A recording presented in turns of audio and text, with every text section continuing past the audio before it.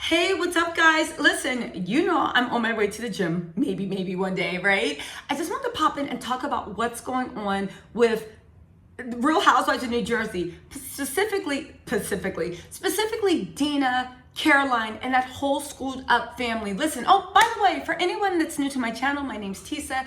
I do astrology. I do deep think pieces on reality TV and pop TV. Come on, they are the modern archetypes of our society, and they want us to discuss. So if you're here, welcome. I also do travel blogs. I just moved to Spain. So if you're here, welcome, and let's get into the mess. Like, comment, and subscribe, you guys. I would like to do this full time, and even a like or a subscription or even sharing this does help me move up in the algorithm. Again, regardless, come enjoy this video. So what is going on with Dina MANZO? If you have not heard, if you've been living under a rock, right?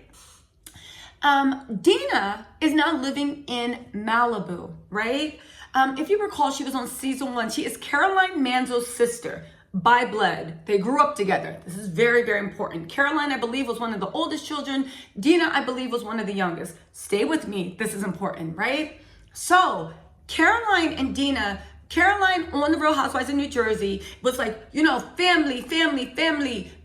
We're thick as thieves. Caroline and Dina were also married to 2 brothers, right? The brothers were blood brothers. Very cute, right? 2 sisters marrying 2 brothers. They were the Manzos. Now, the reason why Caroline and Dina actually got on Real Housewives of New Jersey is because there were always rumored ties to the mob from Caroline and Dina's husbands, the Manzos, right? Even so, their father was actually found murdered in a trunk, naked and executed gangland styled. Yes, you heard that right. His father was found, their father, the brother's child, the Manzo's father, was found executed gangland style, naked in the trunk of a car. Say what you want. I don't remember anybody in my family dying that way, right? I shouldn't make jokes about death, but you get what I'm saying, right? So, right? Caroline was always the person saying family over everything. Family, right? She used to, Caroline, I'm not gonna lie, she got on my nerves a lot because I felt like she was living out like an episode of The Sopranos. But I gave her the benefit of the doubt because at the very least, I'm like South Jersey, Italian ties. I'm sorry, not South Jersey, but Jersey, Italian ties. Italians are big on family. Okay, fine. I chalked it up to her a cousin. Dina actually left the Real Housewives of New Jersey, I believe in season 2, maybe season 3. She came back for a few guest spots, but she was done with the show. Well, apparently in that time, right, Dina had divorced her husband, Tommy MANZO, who was Caroline's husband's brother, Al MANZO. Now, Al and Tommy ran this thing called the Brownstone. It's a very popular restaurant / wedding venue in Jersey. That's important. You know, that's important. Keep that in mind, right?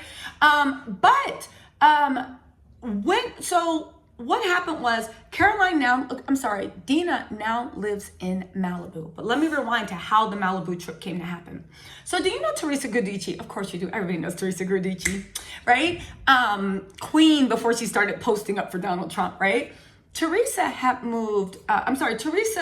was having a communion for her last born, Adriana. Teresa's girls are so beautiful. She was having communion for her last daughter, Adriana, right? Dina and her new boyfriend, who I believe is David Canty, we'll just call him David, was there. Apparently, this is what they're accused of, right? When they came home from the communion, there were intruders waiting for them. They tied them up with zip ties, right? They had bats. They had 2 steel knuckle rings. They literally brutally beat up David and Dina, right? And Dina, and stole money, jewelry, all this stuff. This all happened when Dina and her boyfriend, David, returned home from Adriana's communion.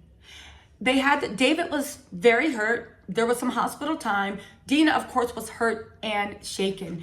At that time, the feds, because Dina's ex-husband, who is Caroline's brother-in-law and her husband's brother, of course, was under federal indictment. Federal investigation, because the feds claim that he allegedly hired a member, this is what he's on trial for now, a member of the Lucchese crime family who pleaded, and this guy pleaded guilty for attacking David, right? He pleaded guilty for attacking David. It's not known whether he said that he was hired by, but actually he did plead guilty, and he did say that he was hired by, He was hired by Dina's ex-husband to break in, beat them up, and especially hurt David. What did he get for all this? He got a discounted wedding at the Brownstone. Yes, the Brownstone co-owned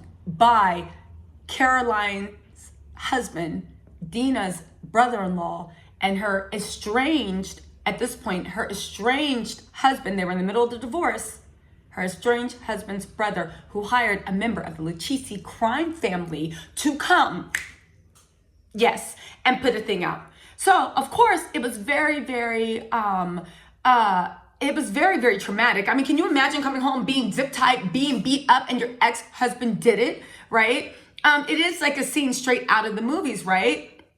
Okay, now, Al, Caroline's husband, has doubled down and said that his family has no mob ties, because of course the feds came in and was like, this was a mob hit. He was a hitman for the Lucchese family, and he went to the guy's estranged wife. Okay, anyway, Dina actually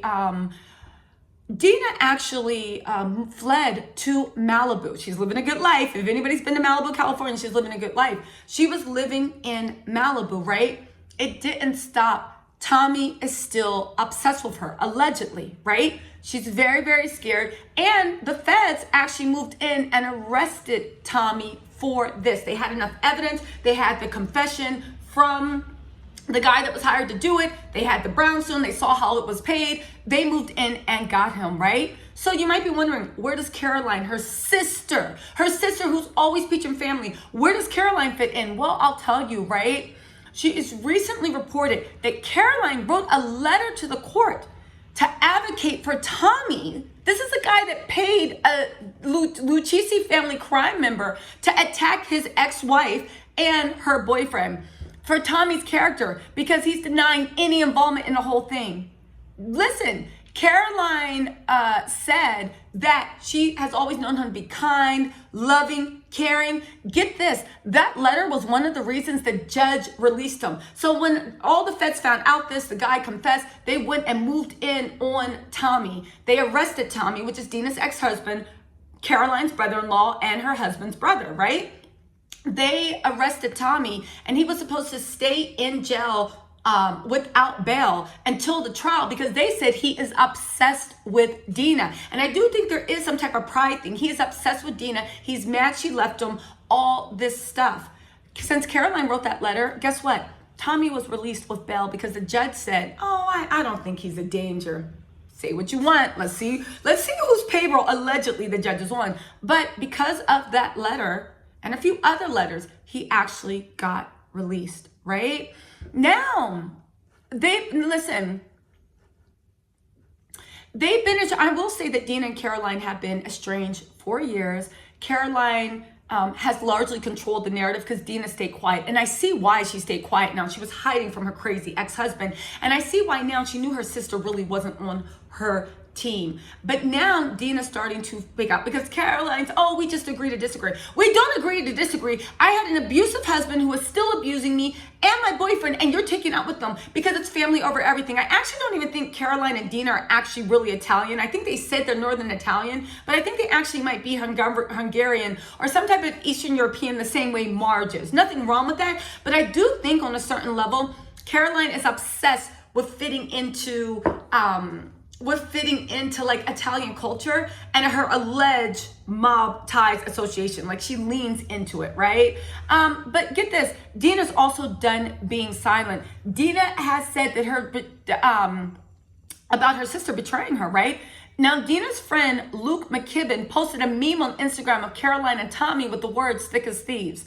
He actually put under that a post that said, I'll see if I can actually put it on the screen, but if not, I'll read it. For years, I've sat by and watched Dina take the high road over and over, staying silent for many reasons, but mainly out of respect for family. There's a million things I could have said throughout the years and spoken up to defend her. She would have forbid me to say a word, but I can't stay silent while others continue to talk and keep their relevance. You will reap what you sow, and find this extremely fitting after all they are your most famous words. Tell me something about my family. Clap back. Now this, you know, usually when people put stuff that strong on there, right? Everybody stays silent. So it goes into that murky, but what he's speaking on behalf of Dina. Dina left no doubt. Dina responded in the comments, mentioning she's normally asked her friends to take down the post. She said, you know what? Normally I'd ask you to take down the post. But you know what? I'm starting to think some just expect us to stay quiet while they continue to hurt others. That's what gives them that power. I'll say it again. It's not okay to take kindness for weakness. Plus, if I don't laugh at this point, I'll just continue to cry. I love you. Listen, Dina's dealing with the aftermath. Dina's dealing with, if you've ever had a stalker ex, man or woman, you know how traumatic this can be. I know people, like men, aren't allowed to talk about it, but anyone that's had a stalker ex that turns violent knows what this is, right? She was attacked in her own home, tied up with zip ties, brutally beaten, coming home from a communion, and your own sister writes a letter for this guy to get released. Yeah, right? Her daughter, Lexi, you know Dina's little pretty daughter, Lexi, I think she's a model now, also shared a post on her story and commented, someone had to say it. Yeah, I love the fact that Lexi's standing up for her mommy. I would do the same thing. Lexi then continued to defend her mom on her own page. I think it's Boho Chicken. She posted another meme of the story of Dina with the caption, Dina Manzo is sitting back watching the Bravo fans realize what a bad sister Caroline Manzo is. She kept it simple with an upside down smile emoji. Okay, right?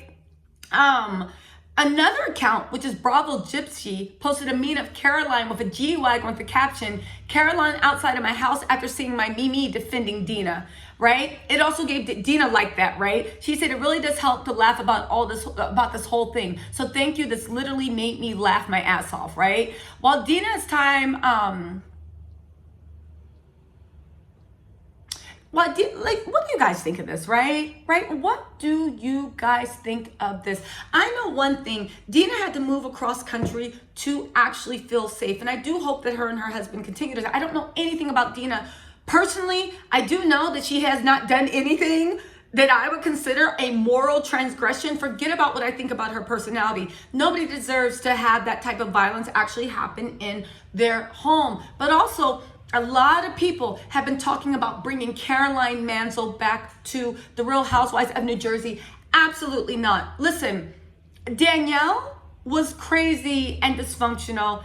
And I gotta be honest, I loved her for it, right? But this whole thing with Caroline, absolutely not. I don't know what's going on with Bravo. If they really want to go this VH1 route with the fighting and the drama, listen, again, if I want to watch people fight, if I want to watch people do unspeakable things, there's already a network for that. It is called VH1. And yes, I watch VH1, right?